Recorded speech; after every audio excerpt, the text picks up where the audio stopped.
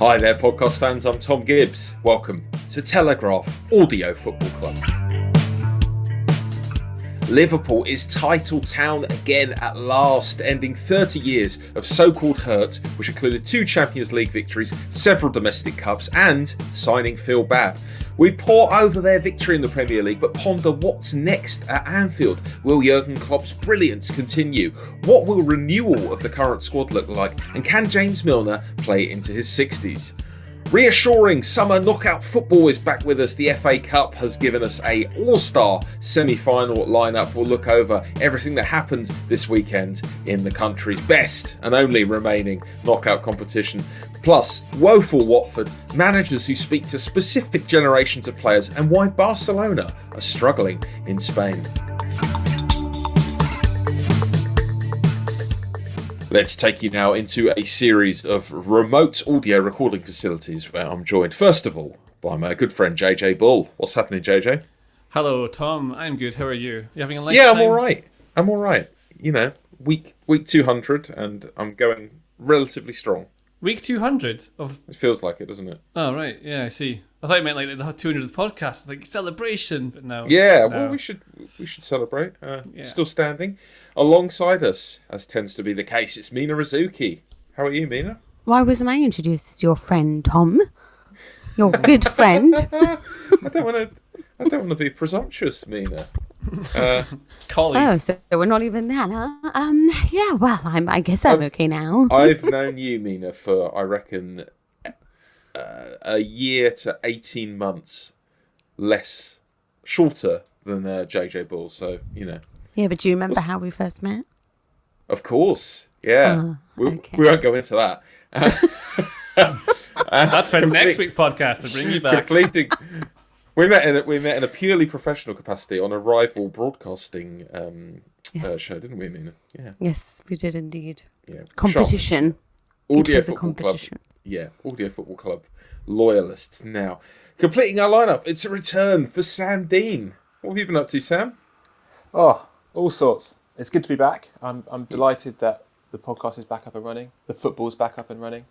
And I just want to know who won out of Mina and Tom on that rival podcasting competition. Yeah. Well, I think on that rival podcasting show, I think we've done a couple together, haven't we, Mina? We should go back and find the results. Yeah, we really should. But it's safe to say that I don't think either of us won. Well, speak for yourself, mate. Let's start with League champions Liverpool. We've had a few days now to process the title win, to get into how they've done it. I'm sure we've all read lots about it, as have you, AFC listener. So let's talk instead a little bit about what happens next for Liverpool. I want to know, do you make them favourites, Mina, for next year's Premier League title? Yeah, I make them favourites for the next 3. I know that sounds weird, actually, because it's increasingly hard in this level of the Premier League, considering the fact that in most leagues you're usually fighting one other big club, which is, the case, I guess, with Manchester City, but you just know that other clubs will come into it. Chelsea, for one, is going to be a force next season. And yet there is this great power that I believe in when it comes to Liverpool. Even if they don't actually change that much, although I think it's necessary for them to change the team because you need to always make sure that no one feels complacent or anything. This is a team where people are like, oh, the front 3 are aging. Not really. They're in their prime. And I feel like there's still so much left for them to do. And they are under a coach who is very demanding, but he also makes the atmosphere so happy. So I think when you're in a happy atmosphere and you're not being tasked with all this pressure to get every single tactic right, it's more or less just go out and have fun and rock and roll and, indulge in your speed, indulge in your actual individual abilities where you're not having to conform too much to whatever it is the team requires. A lot of them are just let go and allowed to do what they do best. I think for that reason, it's so much fun to play for Klopp, so much fun to play for Liverpool. And I do think that they have realized what this means. To win the Champions League was one thing and it was a lot of fun, but to win the Premier League, a lot of them came out and said it was an emotional thing. And I cannot think that something that meant so much on a psychological level, to see that impact, to see what the fans are going through right now, if that's not going to make you favourites for next season, I honestly don't think anything will. I suppose the question is slightly how you keep that momentum going, because it has all been building to this, as we've seen and read and been reminded of plenty in the last week or so. It's been 30 years. But how do you reset and keep it going, Sam? Well, that's the big challenge. And just on Mina's point about the favourites, I think so much of it will depend on the outcome of City's appeal against their Champions League ban. If that's overturned and they are allowed back into the Champions League, they're going to have a lot of money to spend, and the rebuild that they've been planning can go ahead without the same financial fair play limitations, and with an owner, obviously, who has a lot of firepower, which will not be affected by the coronavirus pandemic. So, but Sam, there are no more fullbacks to buy for them. there are always more fullbacks, and holding midfielders and nice number 8s who can dance around the midfield. And City, if they can get back in the Champions League, I think will spend quite a lot of money and become quite a lot better quite quickly, which would be a major threat to Liverpool for obvious reasons. If they don't, and they struggle to keep hold of players, someone like Kevin De Bruyne, for example, has already hinted that he wants Champions League football, then I can't see anybody else coming close to threatening Liverpool at this stage. But Tom, you're right about the motivation side of things and keeping it ticking over. What I would say is that Klopp won back-to-back titles with Borussia Dortmund, so he's done that before in terms of picked them up and kept them going, but it is a different thing when it's been a 30-year wait and there was so much emotion behind it. And you do wonder if now they've reached this pinnacle and finally got that monkey off their backs, how it will affect them going forward next year. And we always knew about Alex Ferguson's teams, for example, that one of the things he did so well was kept that fire going and kept refreshing the squad to keep it fresh. And all the evidence so far is that Liverpool will not be refreshing the squad hugely due to their own finances, the coronavirus, and the way they operate. So it will be largely the same set of players who are getting older. Yes, they're in their prime, but the average age of the players this season is 27, which is the 14th highest in the Premier League. So it's not a young team necessarily, and I think there's only 2 regulars in the whole first team under the age of 25, and that's Trent Alexander-Arnold and Joe Gomez. So at one point soon there will be a refreshing process needed, and it's just how long they can get through with this current crop before the decline comes. Can I say that when it comes to sort of winning the World Cup, they say 27, 28 is the ideal age for a team to win it. I mean, one of the reasons why Real Madrid have won 3 Champions League in a row is because their average age is that. I know that for England, it's become almost like old to be 28 now. For Serie A, that's when you are still a youth player coming into your own. But like generally speaking, I do think that's the perfect age because you have combine the maturity and, of course, the experience level with the fitness levels. And I think when you consider that only 2 players, Milner, I think, and Henderson are over 30, there's still so much more to the side that can be done. There's still so much to prove and to improve. And it's interesting because Borussia Dortmund was such a great team under Klopp, and they sort of petered out and they started falling apart, and you started thinking maybe it was too much for them, or maybe they didn't regenerate well enough. But the difference with Dortmund at the time is that they are a team that doesn't obviously pay the big bucks. They are a team that are still second to Bayern Munich. They're not on the same level that Liverpool and City are. So when you lose the players like Lewandowski and Götze, it becomes much harder for you to really try to push forward when you know that there's somewhere else that players would rather be. Players at Liverpool don't want to go anywhere else. They're happy where they are. And the players that they've recruited are not there because they are the world's greatest in the same way that Manchester City do, perhaps. They are players that are the greatest for the roles that they have been brought on for. And I think that's what makes the difference, because I think that a lot of the reason their scouting is so good is because it is about the mental edge.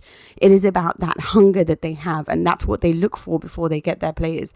That to me is more important than buying players that happen to be the best in their role but perhaps don't fit your team well enough. What you say about the scouting's interesting, Mina. The transfer business in general has been absolutely sensational for Liverpool. The players they've shipped out have been sold at the right times. The net spend is really, really impressive that they've actually not spent a whole lot more than they've earned. There's surely there's a bit of luck in that, JJ. It doesn't seem to me that any team in history has recruited as well as Liverpool have for the last 2 or 3 years, for longer than that period in a row. It could all unravel slightly if they have a few dodgy transfer windows? Maybe. It doesn't seem to be a lot of luck to me. I think it's Liverpool are really, really data orientated, and there was this transfer committee thing that often got made fun of. Like when Klopp came in that summer, he came in October, but the summer before he came in, they signed Christian Benteke for £42 million. Like, this is the kind of thing that they were dealing with at the time. And then slowly what they've done is, rather than try and panic and spend lots of money to improve a team at once, they've signed one or two key players at big money and just let the team build that way, and slowly got out the ones that weren't going to fit the model. And I can't see any difference in what they'll do. And they're in a place now where, like, the average age of the squad is good. There are youngsters coming through. There are players who are challenging first team places now. So you could say that to keep players like Salah and Mane and Firmino top of their game, you need to have competition for places. Now you could bring in, like, say Liverpool were to go, it would make sense if they were to go 100 million and sign someone like Jadon Sancho, that kind of thing, because then they've got a player who would push Salah for that key position. But Salah's still his peak, so you don't want to sign Sancho just now, because then there's no real place for him, even though they're challenging each other. So then you look at, like, the youth players they've got coming through, and Klopp said in the past that he wants to try and bring academy players through, because you gain something from, I think, academy players that you don't get when you buy an external person in. Like, they already know how the internal network of the club works, and they already understand the infrastructure, and especially like tactical demands. That's just a natural thing because they all know it. So there's a lot of the planning that has gone at Liverpool. Klopp's obviously involved in it, but the way the club is run, that is all paid huge dividends now with this league win, and you can see it's all a massive, long process. What about tactically, JJ? You spoke recently about how there does seem to be a bit of a consensus now about how to play against Liverpool, and they seem to have had it a little bit tougher in recent weeks, with the exception perhaps of that Palace game where they were sensational before they won the league. How do they adapt to that? And do you back Klopp to figure that out and combat the way that they're now being played against? Yeah, like they're an amazing team, and they've got better players than most other teams, so they're going to win the majority of them anyway. Like, the way to beat them, that people or keep them kind of quiet, has been to, like, I think I spoke about this last week maybe before, but you play a 4-4-2, and like some teams like Atletico Madrid and Watford had two wide midfielders, double backups. You effectively had four centre-backs and two full-backs, and that covers Liverpool's advanced full-backs because they push right up and become wingers. And then you can try and block the middle of the pitch, and then you have to hit them on the counter and exploit any space that's left behind. But like Carlo Ancelotti did it with Napoli. Played very well at Everton. The last game they played, doing a sort of similar thing again with a 4-4-2. But there's, like, Liverpool are so good that they can come round all these different tactical things. You think, like, people worked out how to play against the good Barcelona team back in the day. People have worked out how to play against Man City now, but they're still so good that they can get round it. And it's partly because these players are so driven, like that mentality monster thing that Klopp keeps saying. He's dead right. It's not all the way. They have really talented individual players in a perfectly functioning system, but it's also that they have this drive and determination that others just can't match. So they play at a level which means they're able to overcome this. And Klopp knows what he's doing. Like, you look at talking about Borussia Dortmund earlier. You look at how they had that. Remember the league season when they just went nuts and they collapsed, and it seemed like they just fallen apart. Like, XG wise, they were seriously underperforming, so they should have been well up the table. They should have been where they ended up finishing, I think, roughly after the winter break. They managed to get back up to it. It's something to do with not taking chances, a bit of luck, and these are the kind of variables that make football fun, because XG says something, but that doesn't mean that's naturally how it works, because other factors don't take place. And you see with Liverpool, they are really overperforming this season, but it's because they are so good mentally that they are able to have done that. So I think it'll all balance out eventually. I said before that Liverpool have the 14th highest average age in the Premier League. Well, that I obviously meant they have the 7th highest and the 14th lowest. I just clarify that because that fact was very wrong. But if you look at the refreshing process we're talking about, and JJ mentioned the young players coming through, there's a lot of expectation on Curtis Jones and Harvey Elliott in particular. Also, they like Nico Williams, the right back, who's been very impressive when he's played this season. He's a really good player already, that boy, yeah. Nico Williams. But also, you look at the players they've signed recently, and look at Minamino, for example, who's not really featured a huge amount and not done a huge amount when he has played. But he is someone they've signed not for now, but for 2 or 3 years' time, perhaps when Firmino's below his best and moving on. And the same probably for Naby Keita, who, again, not had a huge role to play in this season, but has been signed for the long term in mind. So they have sort of got that process going, but there is a bit of a gap in terms of the age for players sort of in the 23 to 26 bracket at the club right now. And I wouldn't be surprised if that's where they look in the next few transfer windows. What about Klopp, Mina? He seems about as committed as you could hope for at the moment, given everything he's done for Liverpool. But do you think the club have got a succession plan in place for him? And who would be on that list if they did? Yeah, it's interesting to see because, once upon a time you would sort of expect coaches, if they are happy somewhere, which he is extremely happy to be where he is, they could commit to a long-term plan. But you just feel like the job is so exhausting now. That I'm not sure that he can stick it out for until 2024 or beyond that. It's interesting, actually, because I was talking about this and some people say that the long-term vision is Steven Gerrard. Is that true? I don't know whether this is something like, I think this is something that the fans probably want in the same way that Lampard has come back to Chelsea and done this. I would think that if you are a good club, you always have a succession plan in place, unless they really do believe that Klopp is in it for the long haul and that he wants to be there and he feels that he's energized by all the pressure as opposed to absolutely exhausted. But I don't know. I feel like, Sam, is that true about Gerrard? I think there's Would you want him? I think there's an expectation that at one point he will become Liverpool manager. I wouldn't. I mean, if I was Steven Gerrard, I wouldn't fancy much following Klopp because that's going to be pretty much an impossible task. You wonder if maybe Gerrard's better, as you sort of drew the comparison with Lampard there, Lampard coming in at a time of uncertainty for the club and a time of change. I wonder if that's more the case for Gerrard. And we don't know how the final years of the Klopp reign will pan out, and if Liverpool do decline from this extremely high they're currently on, then that would maybe make more sense. But if Klopp was to leave on his own accord, which I think is more likely than anything, you can't see him getting fired at any point, then yeah, Gerrard's obviously going to be in the conversation. You look at someone like Julian Nagelsmann and the connection that Liverpool have with the Red Bull teams, both in terms of style and in terms of relationship with the amount of players they've signed from there. You see that, I think that's a possible. That's a possibility at the very least. So Gerrard's contract at Rangers expires the same summer as Klopp's at Liverpool.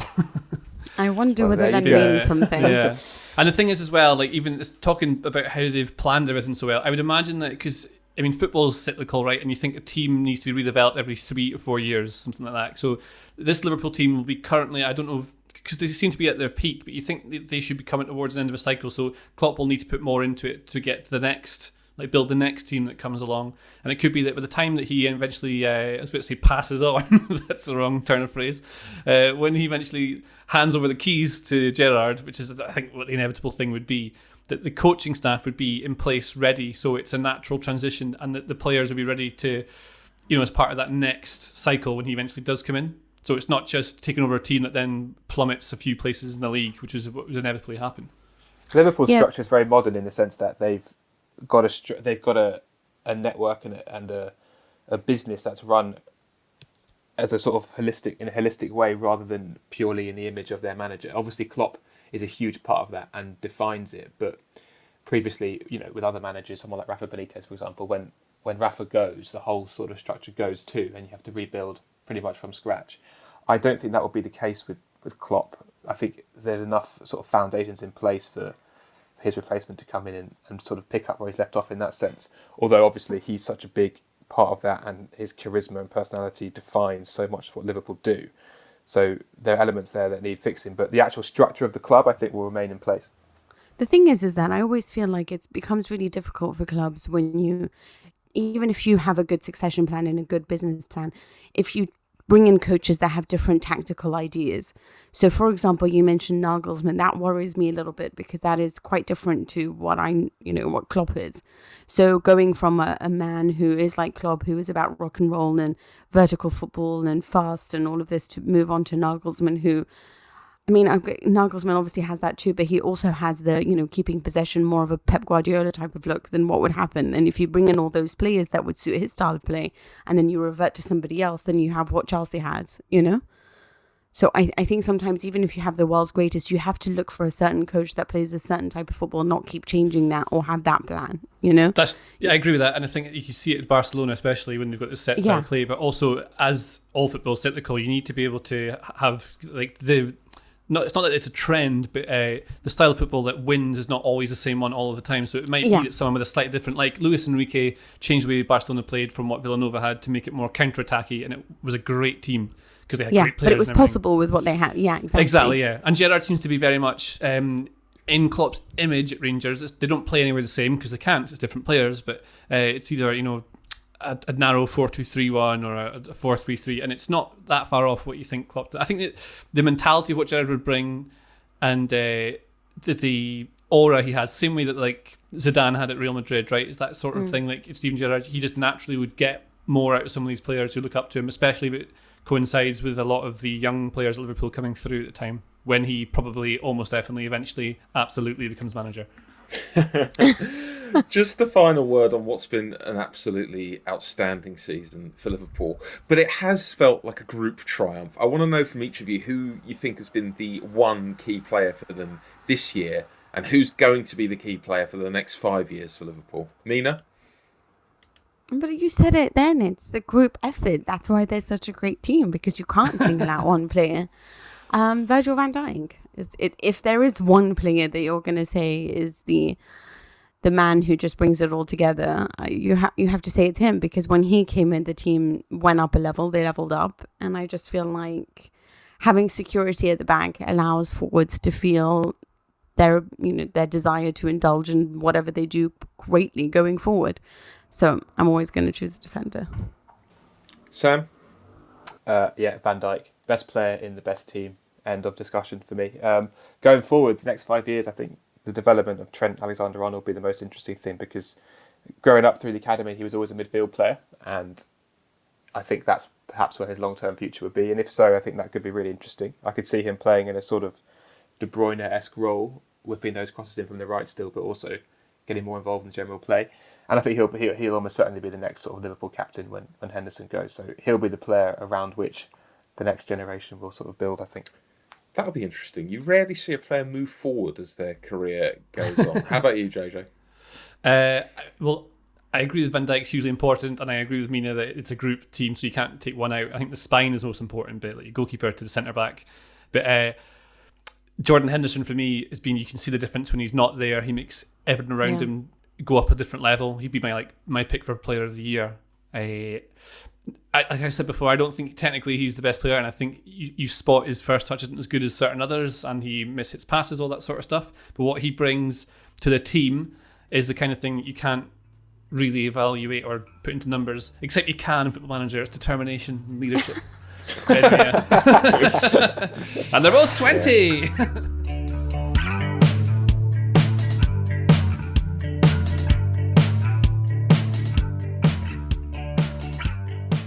What about the FA Cup?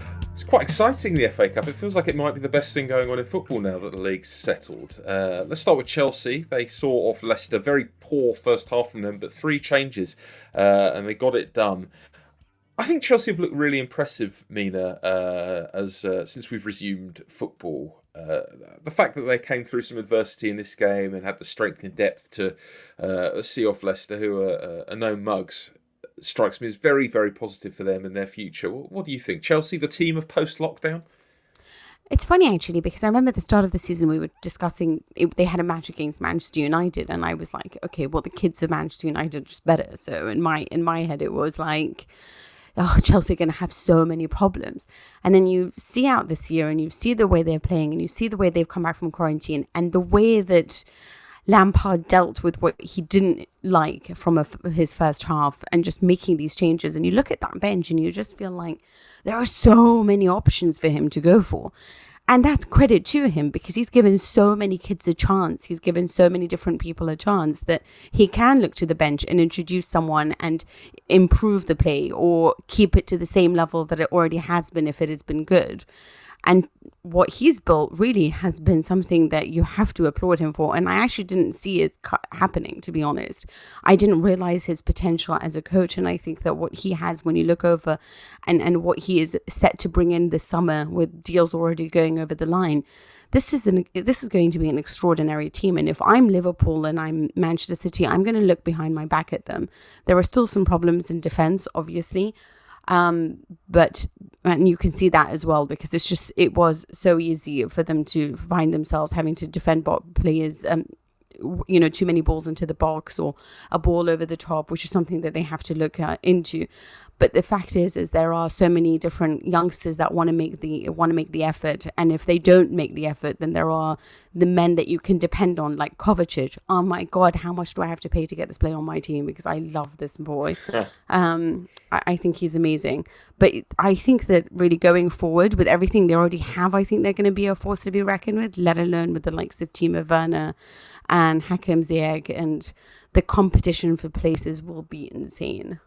What about Arsenal, Sam? They were slightly fortunate to win at Sheffield United, but that is back-to-back away wins for them now. Possibly a corner turn. But what's going on with Guendouzi at the moment? Well, Guendouzi. So I guess to tell the story as succinctly as possible, which is I'm probably going to struggle with. Basically, so go back to the start. Guendouzi arrived summer of 2018, just after Wenger left and as Emery was appointed. He was seen as a youth prospect, pretty much, and somebody who might challenge for the first team within a couple of seasons. On that pre-season, he was basically brilliant and convinced Emery that he was ready to play a bigger part in the first team straight away. And as we all know, Guendouzi was one of their absolute regulars last season under Unai Emery, and for the first half of this season, when he played loads, started loads of Premier League matches, and was developing quite well despite some obvious flaws in his game, I think. Now, since Arteta has come in, one of the first things Arteta said at his opening press conference, I remember it very clearly, was he was very big on behaviour and values and players having to basically represent the club in a way that he expects. Now, we know for a fact that Guendouzi hasn't always done that. Guendouzi has a bit of a temper, he's a bit fiery, he's combustible, and some of these things make him the player he is, and Arteta has accepted that too. But on a mid-season training camp in Dubai, he clashed with Arteta. There was a row on the training ground, and I was told it continued into the team hotel afterwards. And then, obviously, the events at Brighton last weekend, when basically Guendouzi lost his cool, grabbed the throat of Neil Maupay, and was very lucky to escape an FA ban. Now, it seems that since then, Guendouzi, we know for a fact that Guendouzi has been dropped twice since then and not seen in an Arsenal shirt since that game. There are also very strong reports, which Arteta has not denied, and which people at the club I've spoken to are also not denying, which you can read into as you will, that Guendouzi has basically said he's happy to leave this summer and be quite keen to get going this summer. So that's where we're at in that situation. Basically, you've got a young player who, loads of self-belief, loads of character, but can be a difficult personality. And you've got a manager who's trying very hard to instill his own ways, his own values, and there's a bit of a clash there. And how it pans out, I'm not entirely sure. I wouldn't be surprised if Guendouzi leaves, because where will he go?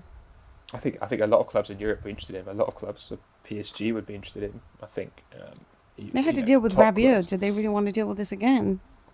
Well, that's the thing. Is he sort of playing himself out of a big club by being difficult to deal with? We don't know, but there's certainly a lot of talent there. The French national team like him. I mean, he's got 2 years left of his contract at Arsenal, I believe. So if they're going to sell him, it's best to sell him now, when he's got the most sort of resale value in that sense. So it'll be interesting to see what they do. And also, we know that Arsenal want a midfielder this summer. They want to sign a midfielder. There's a lot of talk about Thomas Partey. I can't see that happening unless they qualify for the Champions League, or they do something very clever and creative, like a player swap or that kind of thing. But they're looking to strengthen in that position, and that's with Guendouzi staying. So they'd be reluctant to let him go in that sense. But if he's not doing what Arteta wants him to do, and they also have to bear in mind that alongside all of this, Guendouzi has not played as much since Arteta came in, and when he has played, Arsenal have been generally worse. So he seems to not fit the style of Arteta as well as he fit Emery's style before. So all these reasons make you think that he might be... I wouldn't be surprised at all if he goes this summer, basically. Oh, well, at least David Luiz signed a new contract. What about Manchester City? What about Manchester City against Newcastle, JJ? A pretty standard Man City win, brilliant for long periods, but Newcastle didn't offer up much apart from briefly deciding to attack and Gale missing a sitter. In fact, Luke Edwards described this game as a dish so bland it bordered on unpalatable. I thought Phil Foden was exciting though, JJ. He's going to be a key player for them next season, surely. Yeah, I also thought it was quite interesting to watch this game. Like, I enjoyed it, JJ. Yeah, I don't know what he's on about. I enjoyed it too, actually. I really liked it too. So, like, it started off, Steve Bruce has changed the system in recent weeks to, like, a pretty standard 4-2-3-1. It means they can get their attacking technical players higher up the pitch and they can give poor old Joelinton a bit of support. And it seems to have worked. They've got half-decent players. They're kind of safe, so they don't need to play super defensive anymore to squeeze out some points. But for Man City, who are just clearly a world away in terms of talent, trying to match them up with like man-to-man in midfield or whatever doesn't make sense. So Bruce went with a 5-4-1, really deep block, try and block the space, make it hard to pass between them. But you saw how you could see what Man City have been working on in training. You could see they're trying to thread passes between the lines to someone like David Silva in the hole, and then David Silva would rotate with someone else, and Gundogan would pop in, or Sterling would come in, and they were creating all sorts of chances, and it was inevitable they were going to score. The penalty was kind of stupid to open it up, but after that, like, he changed it at half time. They went more at Man City. They still lost that half 1-0, so it doesn't really make that much of a difference. But yeah, that's why the game is interesting to see, like, the change, complete systemic change from first to second half of Newcastle. The same result either way. And City, this is the kind of thing that Liverpool have struggled with, is breaking down these low blocks. Man City have struggled with it as well because it's hard. Like, it's why in the FA Cup you get a little League Two team will end up beating a Premier League one. You just battle it out and get a result. Yeah. I'm a big fan of low blocks and defences and whatever your team needs to do. Of course, whatever your team needs to do to get the points. But I also like a little bit of proactive defending. I just felt like most of the time they sat back and watched sort of City, and like the players had a lot of time on the ball and a lot of space around them, and I didn't understand why they weren't being harried or pressed enough in the first half, especially when you consider that they, the Premier League, they got a 2-2 scoreline with 19% possession. Some websites think it's a bit more than that, but they had, like, honestly, at the time, City in that match had like 24 shots. They had like 80% possession pretty much. And they struggled against Newcastle. So it's like, when you had that kind of game against them before, why are you not doing it this time around? Well, the reason I think for that is that they did actually have success with the same system, the 5-4-1, and when I think they drew them early in the season, and they also got a win at Spurs. Yeah. Same thing. You stay low, you frustrate. The other team has to do all the work. Yeah, but you can't hit them because City are set up to know exactly where counter are going. So there goes someone's run up. There was already 2v1 against them. So Maximum would try and do it, he'd lose the ball. Andy Carroll would go for it and flick it on. There was no one that could get near to them because they were pinned back the entire time. And they can't go in and harry and press. And press. Well, because as soon as you leave your position, you lose the shape and it frees up that ball between the lines for someone like Silva, which is what City were trying to do. So the way City were trying to play meant that Newcastle couldn't push forward and try and press them any harder, because it would have just, as soon as you take one out there, you create a gap, and that is the exact gap that Man City knew was going to appear and that they're looking for. So it's hard, and that's why I think when they changed to the 4-2-3-1, they were able to press a little bit higher up the pitch, maybe more of a mid-block rather than low, and it looks better. But it's the same way, it's actually better for Man City that they play like that. Like, Man City want teams to do that because that's going to give them more space to be able to play they want to play. I think the thing that definitely influenced the way Bruce set up for this, though, surely, was that it was behind closed doors. You would expect that if that ground was packed and it was Newcastle's first quarter-final in many, many years, he would have gone for it a bit more, because you got that added edge of very excited Geordies screaming for their team. We're interrupting this podcast to bring you news of another Telegraph show we think you might like. It's called Planet Normal, and it's hosted by me, Liam Halligan. And me, Alison Pearson. We're both Telegraph columnists who share the view that far too often those who shout the loudest on the telly just don't represent the views of normal people. So take a trip with us to Planet Normal. We're joined by some stellar guests, well-known voices from politics, business and the arts. All from different fields, but they have one thing in common: they're at the top of their game, but distinctly down to earth. The good news is I finally learnt what a podcast is and even how you subscribe to it. It's actually quite simple. Search for Planet Normal on your podcast app or click on the link in the show notes for this episode. You don't really know what a podcast is, do you? I am one. Look, I am one. Who needs to know what it is? I am one, okay? Shut up. Let's talk a little bit about the Premier League. What about Southampton? Another team I've been very impressed by in recent weeks. In theory, Sam, they don't have anything to play for, but they seem to have come back from this break absolutely flying, especially Danny Ings. Yeah, they look good. I saw them against Norwich on their first game after the restart, and it was one of those where you couldn't tell if they were suddenly incredible or Norwich were just dreadful. But it's Norwich. Like, of course it was they're gonna Norwich. look good. and then I also saw them against Arsenal last week, and they were much less good. So I do wonder if it was indeed just Norwich. But Watford have clearly got issues too, and they're playing. So I think Southampton are playing quite well. I think that it seems with Hasenhüttl, the longer he's there, I can imagine the better they're going to be. And obviously they had that 9-0 and the repercussions that followed that, and the soul searching that followed. But there was a great interview with Hasenhüttl by our man Jeremy Wilson a few weeks back, and talking about his playbook and the philosophy he's trying to instill in the club. And I think you're starting to see signs that's really coming together. I mean, they're absolutely safe from the drop, which is, when they lost that game 9-0 to Leicester, you wouldn't have thought that at this point in the season.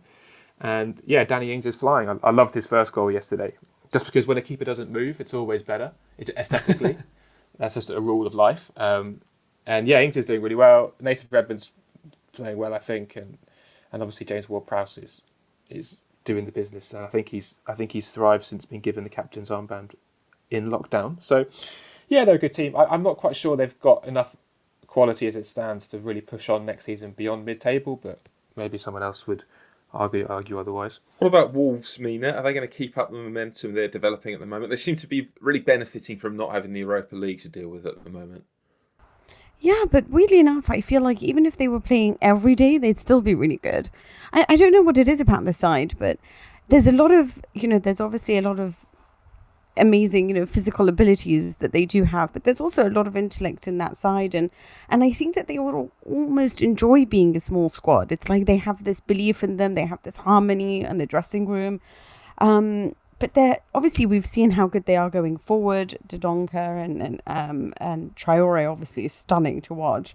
He continues getting better by the day. But it's also the fact that, they haven't lost or conceded a single goal since they've come back from quarantine and all of that business. That's incredible. And when you look at the rest of the matches they have, they're all winnable games, except for the one against Chelsea, which looks a little bit scary, to be honest. They do have Sheffield United coming up and Everton, but Sheffield United they're not the same team that they were before. I don't know what's going on, although you saw flashes of it in the FA Cup and you thought, oh, are they back? But not really. Everton, I never know what to expect from them, but I always feel like you can defeat them, even though it's Carlo Ancelotti. There's just something about the way that they move, the fact that they have all this energy all the time, and how they preserve that energy, weirdly enough, because almost you can, from the joy that they have playing this game. I don't know what it is, but they will be tough to really beat, or I feel like they've got a really good chance coming forward because of the fixture list. But obviously, there's other competitors, and you've got the likes of Manchester United and Chelsea all pushing, so remains to be seen. There was a great clip put on Wolves' Twitter account, I think, after their game against Bournemouth recently. It was like a close-up of Adama Traore running past 4 players. And because there's no crowd, obviously you can hear the players. And as he beats like the third man, you just hear this shout from someone in Bournemouth going, "Foul him!" Then he gets wiped out. And you hear a "Well done."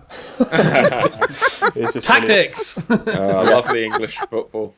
Fantastic. Finally, in the Premier League, JJ, Villa, not in a good moment. It's fair to say they're on the wrong end of that Wolves win. Some of their fans now seemingly not happy with Dean Smith. Is that a bit harsh? Probably. Like, the problem that Aston Villa have is they're not very good, and there's not much There's a lot of drops at the bottom of the Premier League, isn't it? It feels like only 3 teams going down feels like a mistake this season. I'd like to see 5 go. Yeah, like the thing I've got with Dean Smith, so I think obviously he's a talented coach. He's got Villa to where they are, but when John McGinn got injured, it really disrupted how they play. And one of the things I looked at this last week was I went through looking at playmakers and how they get affected by being fouled all the time. Players like Grealish and Adama Traore at Wolves. And Grealish is by far and away Villa's most creative player, but he's also by far and away the most fouled player in the Premier League. So if you kick him, he can't create. And so it's his chances from open play I'm talking about here. So like, although he will help create chances from set pieces, which you don't always score from them. So Villa relying on Grealish to create all their chances. They don't really have great goal scorers. Wide players aren't fantastic. This game against Wolves, so what a lot of teams have done against Aston Villa is they've flooded the midfield so that they can kind of negate the influence of McGinn and Grealish, especially. And then Grealish started getting moved out wide left because then that way they couldn't just block the midfield and he still influenced games. But so for Wolves, he changed the system to like a 4-3-1-2. So he basically had a midfield diamond, which in theory would give him numerical advantage against Wolves' 3. Didn't really make a difference because the players aren't good enough. So this is not like... either you can get... Like, say that you put another manager in, the most likely thing they would do is do one of these horrible low block type setups, or they could go and do some Hasenhüttl style high pressing. It might work. It might win a couple of games. But Dean Smith might win a couple of games. I don't think it's really his fault. And what you see now, the problem is that he's now trying to change things to get a result, but none of the things are working, which makes you look almost like you don't know what you're doing as a manager, when actually he does know, but he just can't get a winning formula with it. And I can't see a way that they're going to survive it now.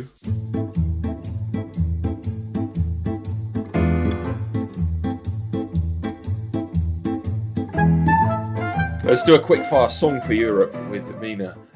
Mina, Barcelona drew 2-2 at Celta Vigo. Goal from man from the past, Iago Aspas for Celta Vigo. What's going wrong for Barca at the moment? To be honest, I'm surprised anything went right this season. This is kind of where we expected them to be, because I think when you're a club that has been as badly run as Barcelona has been for the last 4 or 5 years, there was always going to be a time where they weren't just going to implode in the Champions League. They were going to implode somewhere, in Spain too, especially when their opponents don't have the problems they usually have in Real Madrid. Listen, let's put it really as swiftly as I can. This is a team that spent nearly $1 billion on players whose careers they've practically ruined. They've bought in Ousmane Dembele. The player's, injury prone, fine. It just hasn't really worked out. They bought in Coutinho, sending him out on loan. Then you've got like hundreds and God knows how many. When I was looking at the names, Gerard Deulofeu, Alex Vidal, Arda Turan, who just sort of stopped playing football, Malcolm, that they stole from Roma. None of these players went on to do anything. Junior Firpo, I don't know what's going to happen with him. They bought in Martin Braithwaite because they didn't have Luis Suarez. Suarez is there, then what are you going to do with Braithwaite? They even bought in Kevin Prince Boateng. They have this ability they have this panic thing, and they feel like, oh my God, what if we're not amazing? So let's just go out, even if it's 20 million on Braithwaite. Let's, even if it's Alcacer who's just sitting on the bench, let's just bring them in. We need cover. There doesn't seem to be a long-term strategy at the moment. They're not identifying the best players for their game. They're identifying just the best players. So right now, the guy in vogue is Frankie de Jong, so we're going to bring him in. The guy in vogue is this guy, so we're going to bring him in. And we'll look at Gremio. Who's their best player? Arthur Miller. Let's bring him in. And it doesn't seem to be an actual plan, because we don't really know who's making the decisions. There isn't, a transfer group or men that you go to going, oh, I know this is the guy who's in charge of this, There isn't that. There's about 10 or 15 people in charge of this. And a lot of the time it has to do with prestige, or I don't know why they're going for certain players that they're going for. It's like, we have to spend the Neymar money. Coutinho is the player everyone is talking about, so we get him. Griezmann is the player everyone wants, so we get him. But the thing is that there isn't a natural role for Griezmann within this side, because the natural role that he plays is already occupied. And then they get upset with him not doing the things that he should be doing, but it's not fair. So really, it's just bad management at the moment, frankly speaking, and a lot of wasted money. Not ideal. Last time we spoke, Juve had lost the Coppa Italia, but they're back with a bang now, and now 4 points clear at the top of Serie A. Can we all stop paying attention to the Italian title race? I do think it's time to stop paying attention, because Lazio had a game against Fiorentina, and if they had lost that one, then I would have told you, definitely switch off, but they didn't, and they're still only 4 points behind, which usually in any other year I'd be telling you that's 4 points behind a really great team, but this is still sad as Juve, and it just doesn't seem to be really working at the moment. I think that they're winning a lot of the times because they do have players like Ronaldo and Dybala who can make the difference. There is the individual sort of strength that they have in their players, but their overall game, like, this will be surprising if this team gets anywhere in Champions League at the moment. They have to really level up at their style of play at the moment, because it seems like what they have is they went from a pragmatic coach in Allegri and players that sort of just, you know, were really good in their specific roles, but not really good enough to play Sarri's game in that sense. They don't have those skills, so they're having to change too much at this in one go. And you can really feel that. So I feel like this is a Juve side that could potentially lose. They've got some tough games coming up. They still have to play Lazio. Lazio has beaten them practically all the time, so that will be interesting. They still have to play Milan, who all of a sudden look like they are a force to be reckoned with. So I really wouldn't discount that yet. And what about Ian Robben, finally, Mina? He's going to return to football with his boyhood club Groningen at the age of 36. He says it's his dream to pull on their shirt again. Perhaps we should be encouraging more of this post-pandemic. All recently retired superstars to have to turn out for their boyhood clubs. Yeah, I think it's such a sweet idea. He was like, you know, I just kept thinking, what can I do to help my club during the coronavirus pandemic? And I thought actually the best thing for me was, you know, to come out of retirement and offer them my services. And it just kind of feel like he sat there at home thinking, this is not the life for me. I need to get out and, you know, let me go and play football again. But there's, you know, I think these things sort of happen. I feel like Zlatan at the moment wants to go back to the club that it's not his boyhood club. It's the club that he's invested in Hammarby in Sweden. And then you had Daniele De Rossi go to Boca, again, not his boyhood club, but the club that he's dreamt of playing for so long outside of his beloved Italy. So I don't know. I love this idea. I think we should all do that. Yeah. It's good. It will be exciting to see him at the age of 36 coming in off the right flank and shooting outside the box with his left foot. Just very, very slowly. Let's finish off with a question we put to our friends on social media. After Adebayo Akinfenwa wore a Liverpool shirt to Wycombe Wanderers training, what is the best or worst example of a player compromised by divided loyalties? We had a lot of responses to this on Twitter. Paddy says, I think Big Dunk, Duncan Ferguson, had an Everton tattoo whilst playing for Newcastle. Not sure that's massively divided loyalties. Those clubs don't hate each other enough. But Jack says, surely Lee Clark wearing a sad Mackham Bastards t-shirt to a Newcastle FA Cup final while being a Sunderland player is up there. Quite right, Jack. Kieran tweeted us a picture of Gareth Bale with that Wales golf, then Real Madrid flag. JLM says Lampard scoring for City against Chelsea is the only answer. But I love this from Cynic Kuzfuz, who says Pirlo is absolutely the best example of this. I wonder if there was a player who ever played for a country's three biggest clubs and yet was admired by all of them and all of their supporters. Heartwarming stuff. JJ, what's your example here? Loads and loads in Scotland, like, especially because you have a lot of glory hunters who grew up supporting one of the Rangers or Celtic. So they had, like, at Aberdeen, you had a boy called Xander Diamond, who was a really talented young centre-back who was Celtic mad to the point that he would post pictures on Bebo of him with a Celtic cake. He would wear Celtic tops and gyms and stuff like that. And then you see him turn out for your team against Celtic, and it's odd. So there's players who support Rangers who you know that they're Rangers fans. It's like commonly known, not a secret. Also, I've got people on Twitter telling me that there was a boy who played in the same age group as Ross McCormack at Rangers. And they said apparently he used to turn up wearing Celtic gear to Rangers training. But I think my current favourite is that I think Steven Gerrard supports Liverpool so much that were they like in the Champions League final and Rangers had a game the same day, he would rather watch the Liverpool game. It genuinely feels like that. I'm sure he'll get that chance at some point. How about you, Sam? I'm going to take you to the Venezuelan top please flight. do. Which is slightly different it, vibe, but it's the place to be right now. End of last season, so May 2019, a player called Gianluca Maldonado scored a last-minute goal against a team called Puerto Cabello.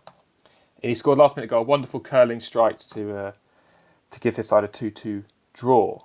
And then he broke down into tears on the pitch, and he was gutted and devastated. He just scored this amazing last-minute winner at the end of the season because it had denied the opposition a place in the playoffs, and the opposition's manager was his father.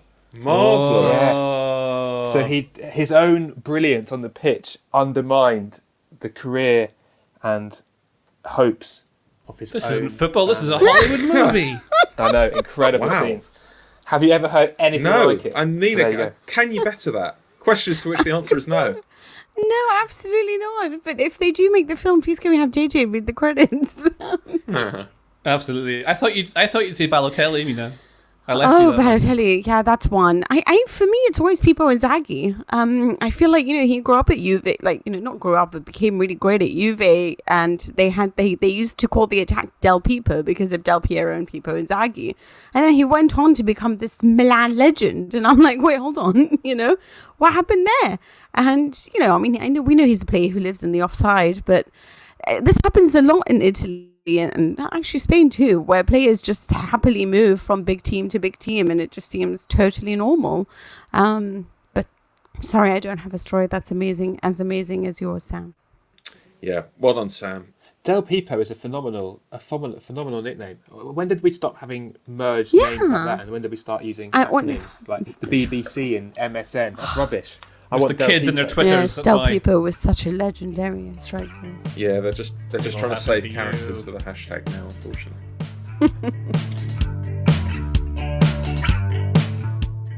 That's your lot for this week. You can contact me on Twitter before next Monday's episode. It's @Tom with an H Gibbs. Plus, here's a new one for you. How about signing up for our fantastic Telegraph Sport Football Nerds newsletter? It's a weekly email which goes into a specific trend in football and gives you some fantastic statistics which explain why it's happening. Look at our show notes for how to get involved with that. You can also contact the podcast through the traditional format of email. The address is afcpodcast@telegraph.co.uk. We'll read out the best of what you send us. Don't forget to subscribe to the podcast either. Just look for Telegraph Audio Football Club wherever you get your podcasts. Thanks to Joel Grove on the buttons, and thanks to you for your company. I'll talk to you again soon.